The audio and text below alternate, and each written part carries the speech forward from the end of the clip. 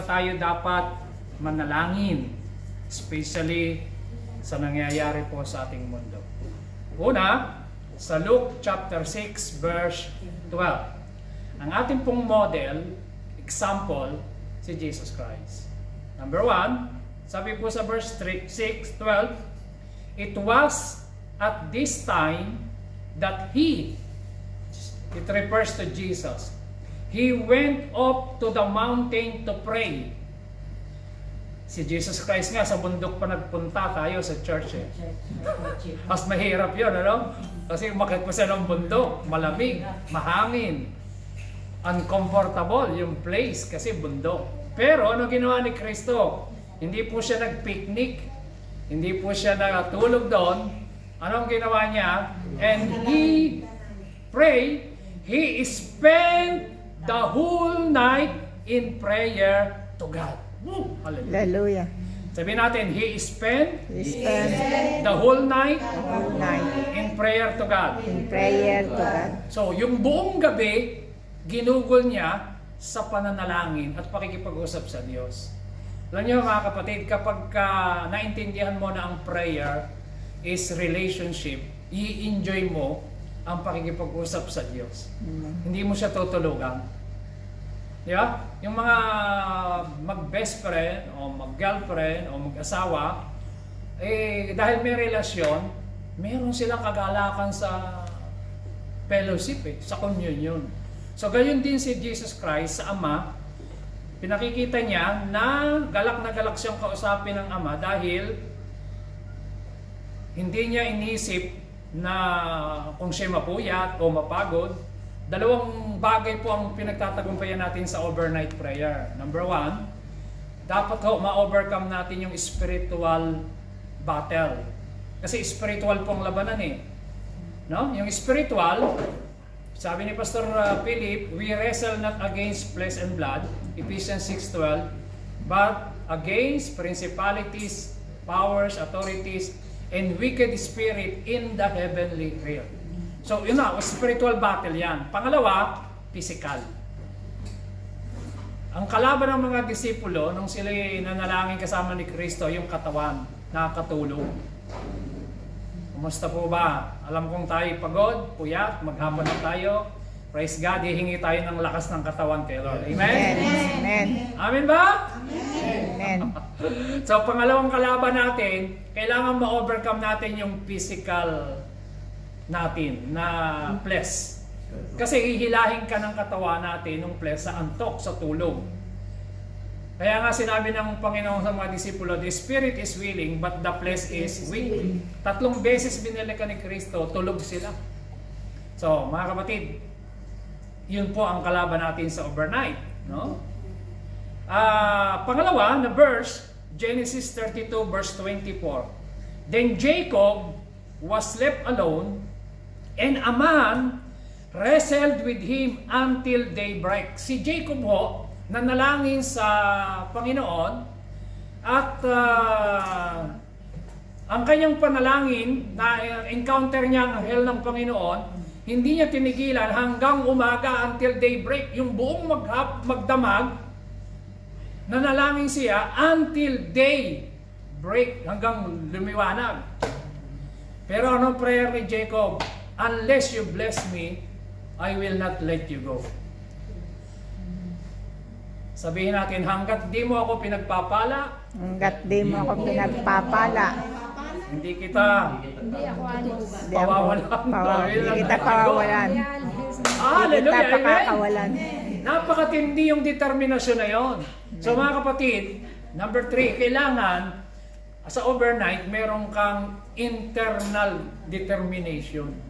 Yun bang, I will not let you go, I will not sleep tonight. Hindi ako matutulog, hindi ako tutulugan ng overnight prayer hanggat hindi ko natatanggap yung blessing ni Lord. Amen? Amen. Napakatindi yung sinabi ni Jacob na yun.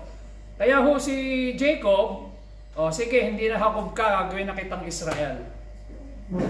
Kaya nagkaroon ng Israel, mga kapatid. At ibig sabihin nun, Jacob overcame, nagtagumpay siya sa panalangin.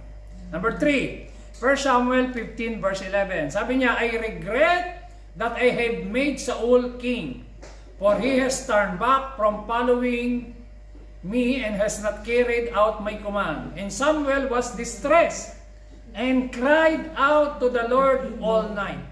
Sabihin natin, Samuel cried out to the Lord all night.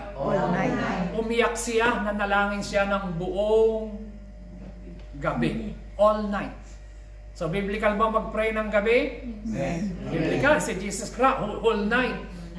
Si Jacob, hanggang daybreak, nag-pray siya. Si Samuel, sabi diyan, he was distressed and cried out to the Lord all night, buong gabi. At hindi lang basta nag-pray, umiyak siya. Psalms 55 verse 17, evening and morning and at noon, sabi ni David, I will complain and murmur and he will hear my prayer. Amen? Si David 3 beses mag-pray. Morning, evening, morning, at saka po noon, hapon. Psalms 119 verse 62. Hindi lang po yon, nagpipray din siya ng midnight. Sabi niya, at midnight, I shall rise to give thanks to you because your righteousness ordinances. Bumabangon siya ng hating gabi, nananalangin siya. Ano po ang midnight? Mid. Alas 12. Amen. Bumabangon siya. Sabi niya, I will rise to give thanks to you, O Lord.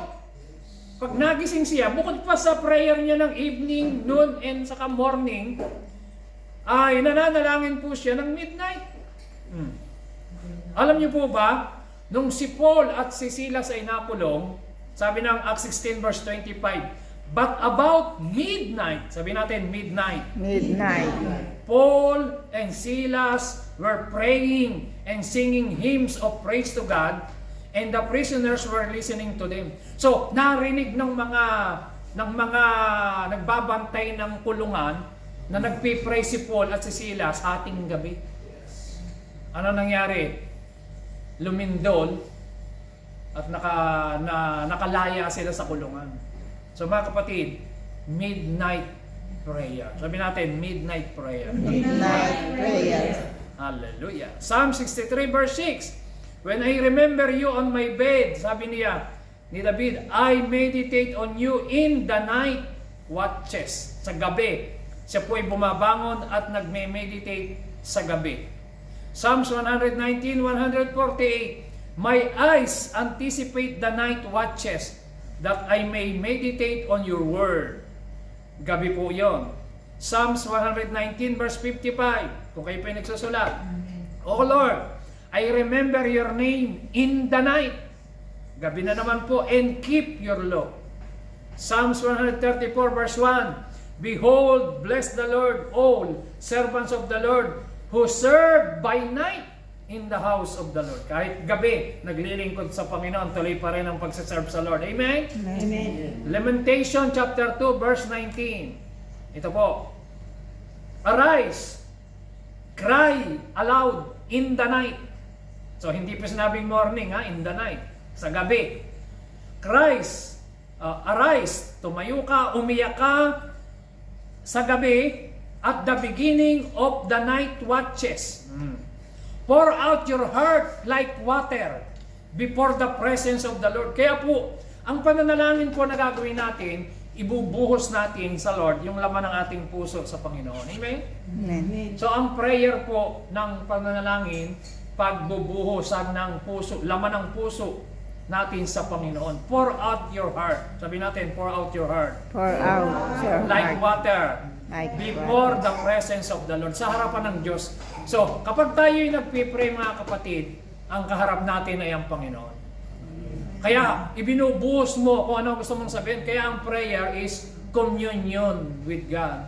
Relationship yan. Yung bang sinasabi mo, pwede kang magsumbong. Kaya, ini-enjoy mo. Lahat ng gusto mong sabihin, sabihin mo sa Panginoon. At alam mo ano mangyayari. Lift up your hands to Him for the life of your little ones who are pained because of hunger and the head of every street. At i-bless tayo ng Panginoon. So mga kapatid, magkakaroon ng pagpapalaya at pagpapagaling ang Panginoon. Pag tinuloy natin yung basa ng Lamentation chapter 2, verse 19, makikita nyo po. 2 Samuel chapter 12, verse 16. David, therefore, tingnan nyo po, inquire of God for the child, yung kanyang anak nagkasakit.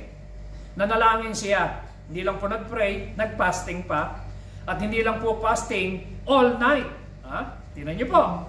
David, therefore, inquired of God. Sabihin nyo po, inquired of God. Inquire of Ano po God. yung sabihin ng inquired? Nanalangin, nagtanong. Kinausap niya ang Panginoon. And David fasted and went and lay all night on the ground. Sabihin natin, lay all night on the ground. Lay all night on Ano the ba yung lay all ground. night? Adapa. Nakadapa lang siya sa nakandun siya sa presence ng Panginoon. All night yung buong gabi. At hindi lang ano siya, nagpa-fasting and prayer siya. Ha?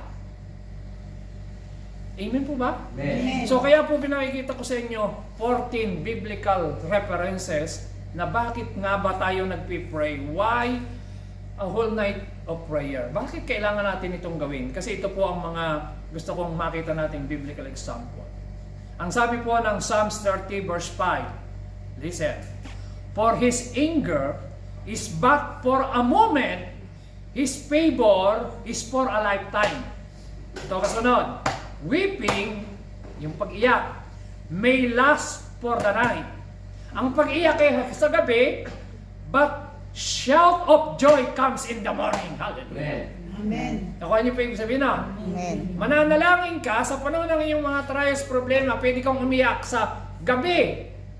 Pero manampalataya ka kinabukasan, andyan naman ang kasunod kagalakan dahil sagot ng Diyos ang panalangin. Amen? Amen. Palakpakan natin sila. Amen. Amen? Hallelujah.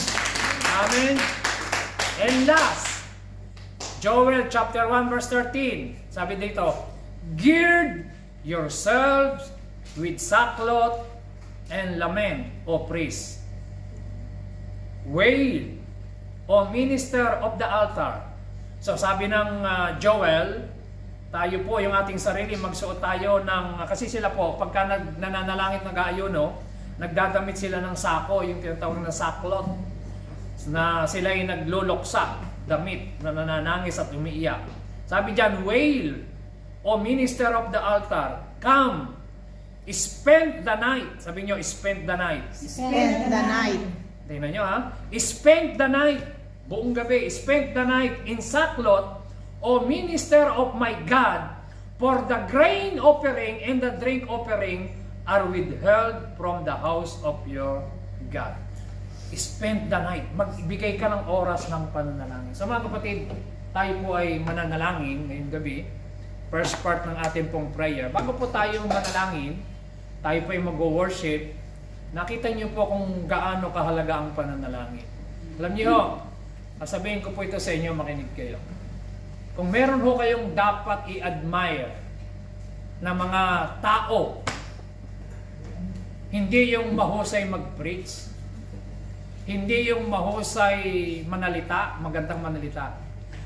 Para sa akin, ang mga hinahangaan ko sa Biblia, yung mga taong nagbibigay ng oras talaga sa panalangin. Kamukha ni Kristo. Siya po ang ating good example at model. Sa history po ng mga revival, nagsisimula ang revival kahit isang tao lang ang manalangin, hindi po paramihan. Pero mayroon lang isang tao, isang kaluluwa na ibinigay niya yung kanyang buhay at puso. Sineryoso ang pananalangin. Nagkakaroon ng revival sa isang bansa, sa isang community, sa isang bayan, sa isang lugar. Alam niyo po, si Charles Finney, meron siyang prayer partner, ang pangalan niya po ay si Father Nas. Alam niyo ang gagawin nun? Halimbawa, pupunta rito sa Spain, basta mag-aarkila ng isang hotel, isang room, at si Father Nas na kanyang prayer partner, mauuna ron mga 1 week. Fasting and prayer para i-clear yung yung atmosphere ng lugar na pagdadausan ng crusade, alam mo pagdating niya, katindi ng signs and wonders and miracle ng revival. Kasi ang advance party niya ni Charles Finney, yung kanyang prayer partner, nananalangin. So tayong lahat ay tumayo. Praise God.